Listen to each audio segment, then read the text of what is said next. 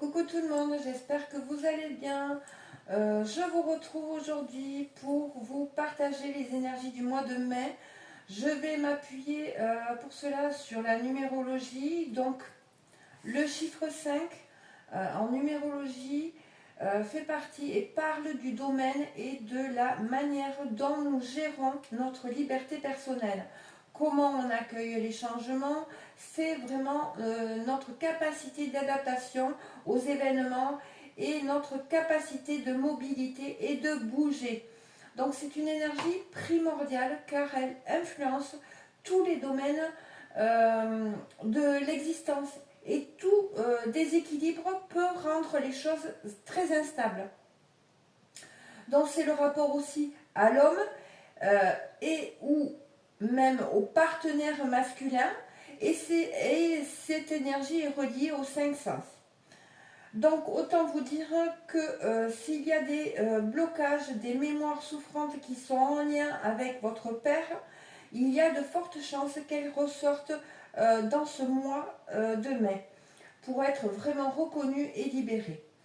Je vais vous donner un exemple. Si vous avez mis votre père sur un piédestal, il y a une forte chance que vous ayez souffert ou que vous souffrez d'un sentiment d'infériorité qui sommeille en vous, qui peut agir comme un auto-saboteur quand chaque fois que vous souhaitez poser une action, créer quelque chose, aller vers ce qui vous anime, il y a un blocage. Vous vous sentez vraiment bloqué, d'accord, vous avez du mal peut-être à vous réaliser, etc. Pourquoi? Eh bien, si l'on met son père sur un piédestal, eh bien, vous êtes où? Vous vous trouvez où, vous? Eh bien, si on met quelqu'un, que ce soit notre père ou quelqu'un d'autre, sur un piédestal, eh bien, nous, on se trouve bien souvent en dessous, en bas. Et ce n'est pas du tout équilibré. Vous pouvez avoir remarqué que vous êtes perfectionniste et que parfois cela vous gâche la vie également. D'accord? Vous avez pu avoir également un père autoritaire, très exigeant, qui était plutôt boulot-boulot, voyez. Quand il disait quelque chose, il fallait l'écouter, mais qui à l'extérieur, hein, à l'extérieur de la maison, était très charmant, aimant, plaisantin, voilà, aimé de beaucoup. Hein. Cela vraiment peut prendre plusieurs formes.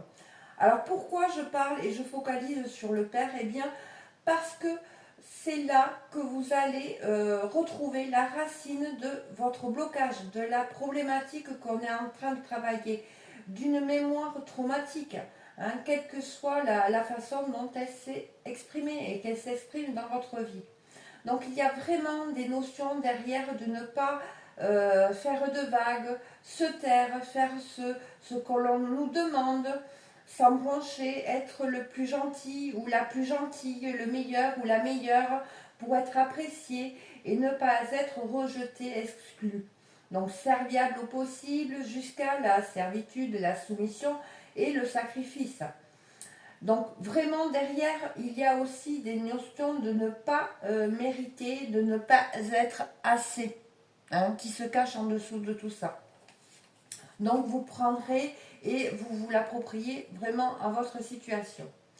Donc du coup, qu'est-ce qui se passe? Du coup, quand vous rencontrez un partenaire ou une partenaire, vous pouvez avoir l'habitude inconsciente de le mettre également sur un piédestal, de tout le temps le valoriser, le mettre en avant, l'excuser, lui trouver plutôt des excuses à des comportements malsains, déséquilibrés envers vous.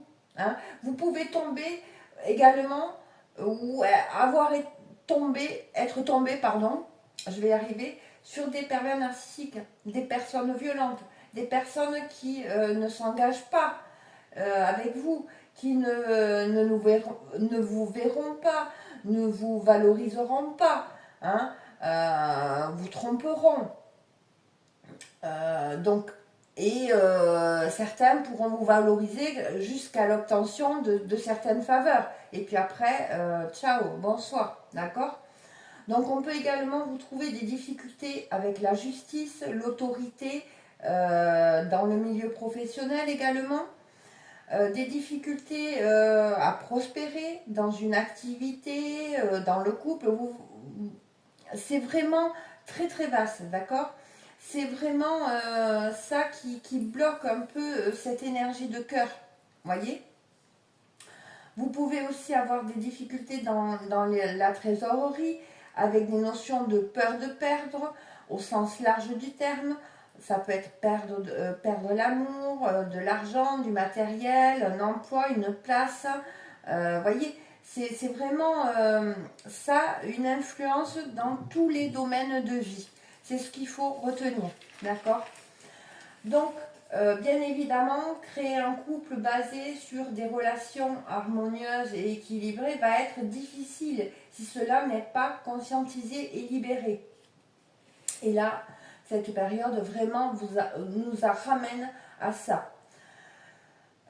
Également, je rappelle qu'avec la conscientisation, c'est 50% de la libération. Ensuite, vous pouvez changer vos habitudes, car bien souvent, ce sont nos habitudes qui nous emmènent toujours dans la même direction. D'accord? Si nous faisons ce que nous avons toujours fait, nous obtiendrons toujours ce que nous avons obtenu. D'accord? De plus, nous sommes rentrés dans la période de 5 mois de rétrogradation annuelle de Pluton en Verseau, donc du 4 mai au 14 octobre. Le 14 octobre, c'est vraiment, voyez, c'est au moment où c'est qu'on arrive dans le signe de la balance, et la balance, c'est l'équilibre. D'accord? Donc, tout a une raison d'être. Donc, Pluton, c'est un peu le justicier du zodiaque. Il vient remettre un peu les choses en ordre. Et le Verseau est relatif au signe de liberté, de vision sociale, de réseau et de technologie. Donc cela va faire remonter des vérités cachées, revisiter les structures collectives numériques, secouer un sentiment d'appartenance avec des fractures sociales possibles. Pluton veut vraiment révéler, remettre en question, dépoussiérer tout ça. Mais ça ne se fera pas sans douleur et sans crise et sans bug. D'accord? La dernière fois que Pluton a été en Verseau, une des dernières fois, c'est à ce moment-là qu'il y a eu la Révolution française, 1779-1799. Là, je dirais que c'est une autre révolution qui se prépare. Et pas des moindres. C'est une révolution des consciences qui est en train de s'opérer, de prendre vie, d'accord? Donc, à quoi on peut s'attendre dans cette période? Je dirais, eh bien, nous allons revisiter tout ce qui est en lien avec le rejet, l'exclusion, des anciens schémas collectifs, des traumatismes liés à la société, qui va soulever une problématique que nous posons tous consciemment ou inconsciemment, qui sont comment faire pour être accepté, ou faut-il se marginaliser pour se sentir libre? Ça va vraiment venir chercher beaucoup de choses dans nos profondeurs. N'oubliez pas, quand il y a lassitude, insatisfaction, angoisse, c'est un signal pour lâcher prise, devenir vrai, authentique, balayer les faux semblants, devenir vraiment autonome. D'accord? C'est vraiment la route de l'autonomie. Et pour cela, il va falloir remettre en question son comportement, car tout part de soi, son fonctionnement psychique. Donc, pour exemple, une personne qui vient me voir pour être soulagée, elle souffre, elle est dans une période compliquée. Il est préférable pour moi de lui apprendre à revenir à elle, à reprendre son pouvoir, à s'écouter, à conscientiser, à se décrypter, plutôt que de lui donner tout cuit, c'est-à-dire lui faire un soin et merci, au revoir, d'accord? Parce que je ne vais pas lui rendre service en faisant pour elle. Certes, cela pourra m'assurer que dans les semaines, le mois à venir, elle reviendra pour un soin, etc. Et là, bien sûr, cela va m'assurer une trésorerie. Et après ça, Hein? Elle est où la spiritualité? Elle est où la foi? Pour moi, c'est pas ça, d'accord?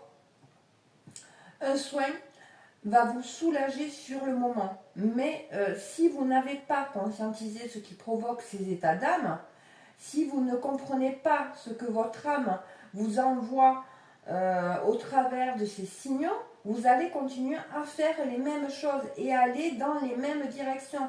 Donc restez figé dans des situations souffrantes, d'accord? Et pour moi, ça n'a pas de sens. Donc pour moi, c'est pas la, je dirais la pratique que je fais. Donc bien souvent, parce que c'est dur, on préfère souvent rester sourd et aveugle, parce qu'il faut une force colossale pour tourner le regard à l'intérieur de nous-mêmes et gommer ces ombres et rester coincé dans l'inertie de la résistance, sinon. D'accord? On peut facilement rester dans cette coincé, hein, dans cette résistance au changement. D'accord? Donc Pluton offre des énergies puissantes qui vont amener à de profondes réflexions pour nous permettre de connecter à des relations plus profondes, se reconnecter à ses désirs profonds ou refoulés.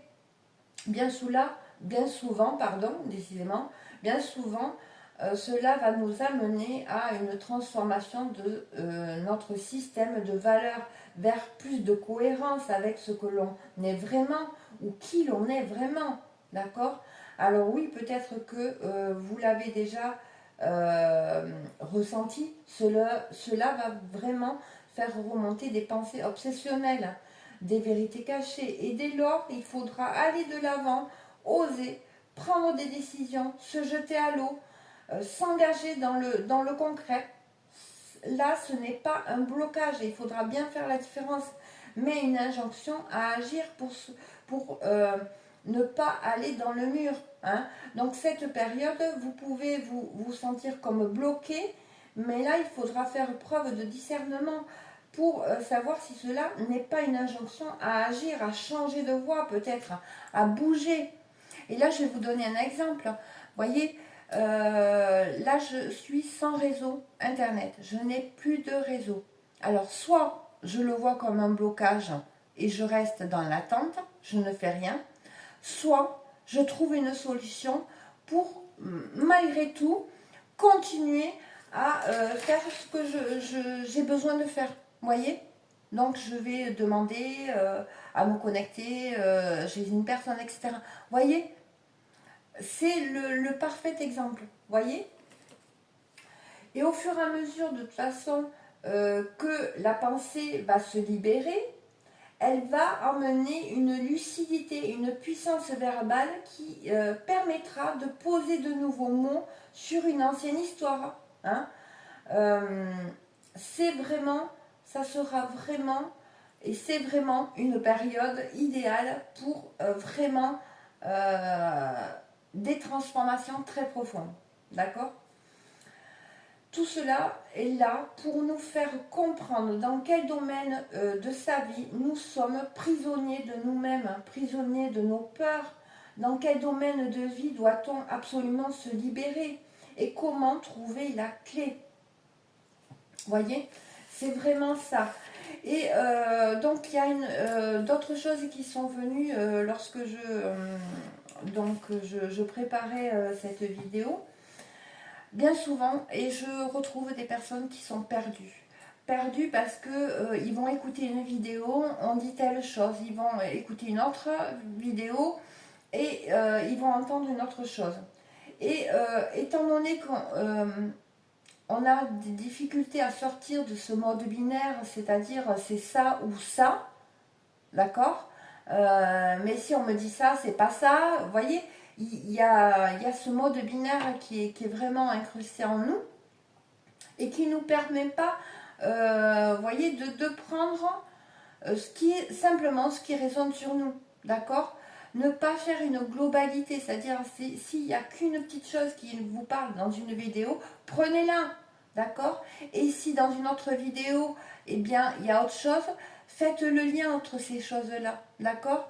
Ça ne veut pas dire que telle vidéo ne sera pas bonne, ce qu'on vous dit d'un côté n'est pas bon et de l'autre c'est le bon. Non, d'accord? Il n'y a pas, c'est vraiment sortir de ça c'est bien, ça c'est mal, ça c'est bon, ça c'est mauvais. D'accord? Tout le rappel que je suis poussée à vous partager, c'est tout peut être son opposé et son contraire.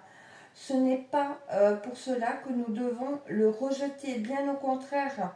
C'est vraiment en créant un pont entre les différences, les contraires, les oppositions, que peut se faire la réunion.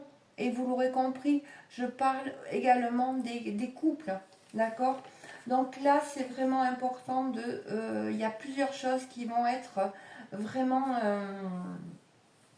soulevées, hein. Là, on racle les fonds, hein, je dirais. Il y a des vraies clôtures, hein, parce que comme je vous l'ai dit, c'est une période, c'est une révolution de conscience qui est en train de s'opérer, de prendre vie là, hein, ça commence. Voilà.